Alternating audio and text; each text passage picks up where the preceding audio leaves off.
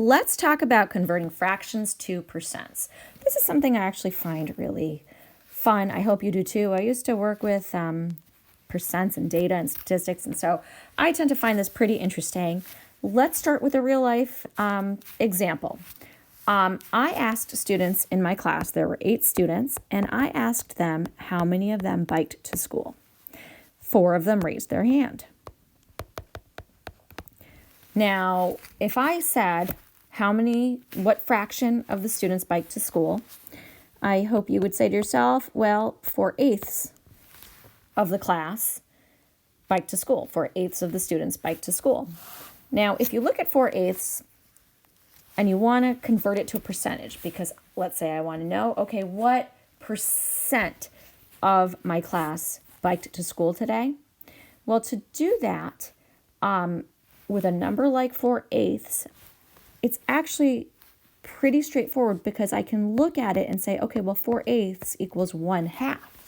And 1/2 equals 50 out of 100. Now, remember with percents, we are dealing with denominators of 100. We always want to get a denominator of 100 because the numerator is the percent. It's the number out of 100.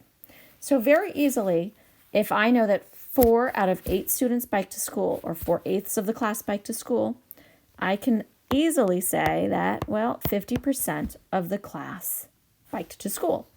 And that's pretty straightforward. So that's one way of getting percents when numbers are a little easier to work with. But let's give another example. What if I asked the class how many students play an instrument? And this time, 5 students say they play an instrument. Well, now it's a little bit more complicated. Might involve a few more steps with the fraction 5/8. I want to write that 5 a little better. So I know that 5 out of 8 students play an instrument. Now just remember that this bar here, the fraction bar, can also be the division bar, or we could say 5 out of, you can use the language out of for that fraction bar. 5 out of 8 students play an instrument. But I want to know what percentage of my class plays an instrument. So I need to set up a division problem. And why do I do that? Well, the first step in converting a fraction to a percent, especially when dealing with a number like 5/8, is to convert it to a decimal. Remember, this prefix DEC, des, means out of 10, which means we can very easily work with percentages when we are working in base 10. Okay, so 5/8, the first thing I'm going to do is say 5 out of 8 is the same as 5 divided by 8.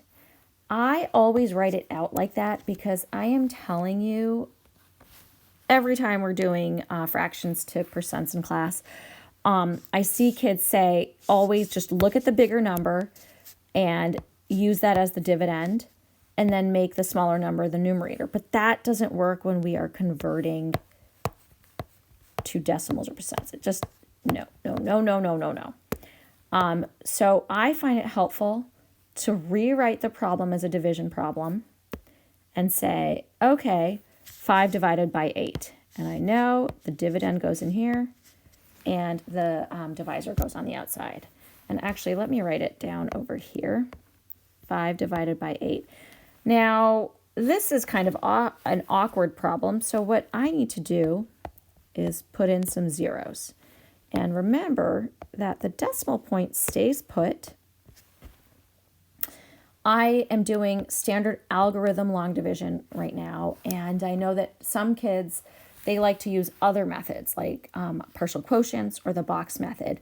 I think partial quotients might be the next most popular choice in my class, so maybe with the next example I'll do partial quotients. But right now I'm doing just traditional standard algorithm long division. And so let's get to it. The first thing I'm going to say to myself, okay, how many times does 8 go into 5? Well, it doesn't. So then I say, okay, how many times does 8 go into 50? And I'm just ignoring that decimal point right now.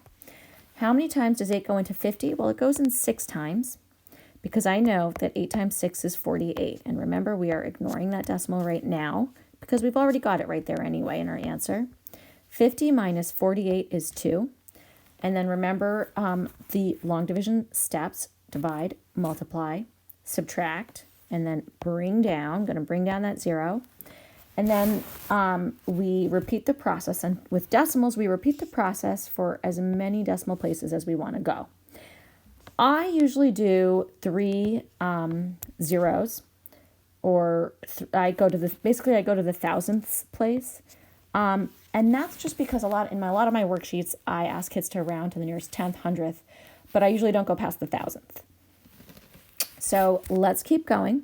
Divide, multiply, subtract, bring down. Divide, how many times does 8 go into 20? It goes into 22 times. 8 times 2 is 16. We subtract. Now we have 4, and then we bring down that 0. Now this isn't nice. 40, I know that 8 goes into 40 evenly. 8 goes into 40 5 times. 8 times 5 is 40, and we're going to actually have, we're just going to be able to end at the thousandths place anyway. So now, back to my original question. 8 students are in the class, 5 play instruments. I know that 5/8 now equals 0.625. We can throw in that 0 if you want. And 0.625 as a as a percent, is what we do is we're just going to march that decimal point 2 spaces down because we want to be out of 100. So we're looking at tenths, then hundredths. We want to be out of 100ths, which is why we move it down 2 places. That's always how it's going to be. And we've got 62.5%. And if I wanted to round it to the nearest whole number, then I could just say 63%.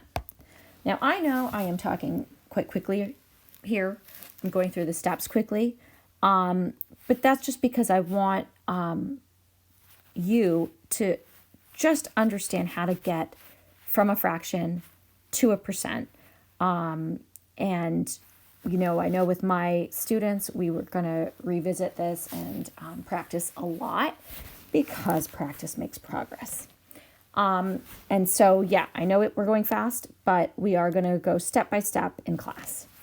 Now, let's do another example using the partial quotient method. So let's pretend there's a student in my class who comes in and says, guess what? I got 23 out of 25 answers. 25 questions, on a test correct. 23 out of 25 questions. Let's pretend it's a spelling test. Correct. I say, oh, wow, sounds like you did a really good job. But then the student says, well, what percent did I get? What's my percent? And I say, let's answer that one together. So I'll say, okay, you got 23 out of 25 questions correct. Remember, we're going to turn it into a fraction because this fraction bar can mean out of. And now I'm going to say, okay, 23 out of 25 is what percent? Well, real quick, for my standard algorithm, folks, if I were setting it up as a standard algorithm problem, I would probably, because I always go to the thousandths place, I would set it up like that.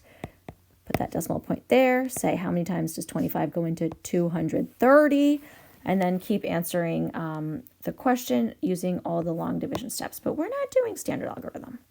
We are doing partial quotients, and let's get to it by setting up the problem. Now, remember, I write out 23 divided by 25. This is a little bit of an awkward problem to solve with partial quotients. So what I'm going to do is I take this dividend and I need to make it 230. And when I multiply my dividend by 10, I'm going to do the same thing to the dividend that I do to not the divisor, that I do to my quotient, my end answer. So check it out. We've got 230 and I'm going to divide that by 25. And I'm going to write that 25 better. I'm going to say, how many times does 25 go into 230? And with partial quotients, it's really fun because we get to deal with friendly numbers. So I know 25 times 100, sorry, that's not what I meant to do. 25 times 4 equals 100. That's friendly math fact I know, so I can just easily subtract now. I'll do another 4. 25 times 4 equals 100 again. Subtract. I've got 30 left. And then I know that 25 goes into 30 one time. Oops, see, I made a mistake. Oops. 25 goes into 30 one time. 25 times 1 is 30, and I'm left with 5. Now, 25 can't go into 5. So what do? Well, I'm going to add these first quotients up. 4 plus 4 is 8 plus 1 is 9. Okay? Now I'm going to put a decimal point in. And when I put a decimal point in and go one place over, I add a 0. And then I say, how many times does 25 go into 50? It goes in 2 times. Then I multiply 25 times 2. That gives me 50. Up. And there's nothing left. Nowhere else for me to go. So I've ended up with 9.2 as my answer, 9.2. So here's the thing though. To get to 230, I had to multiply my dividend by 10. So I need to divide my quotient, my answer, by 10. So instead of 9.2, I have 0.92. So now I know 23 out of, 25 equals 0.92, which is the same as 92%. So I can tell my student that she got, where's the question? She got a 92% on her spelling test, which is pretty good, really good actually. Now you will notice, and I'm sure some of you are saying to yourself, well, 23 out of 25, couldn't I just multiply 25 by 4? Couldn't I just multiply 25 by 4 to get, I keep getting yellow, by 4, let me write it down here, 23 out of 25. Some of you might be saying, couldn't I just multiply 25 by 4 to get 100 and then multiply the numerator by 4? Absolutely. Absolutely. And you'd still get 92 here. But I wanted to make sure I showed the partial quotient method since that's a method that a lot of kids prefer.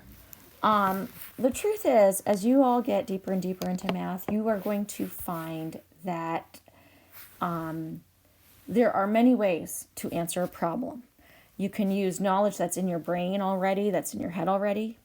You can use methods, and a lot of times there's more than one method. And it's something that I really like about math is you can solve the problem and you can take different routes to get to the answer. And so we're going to stop there until next time.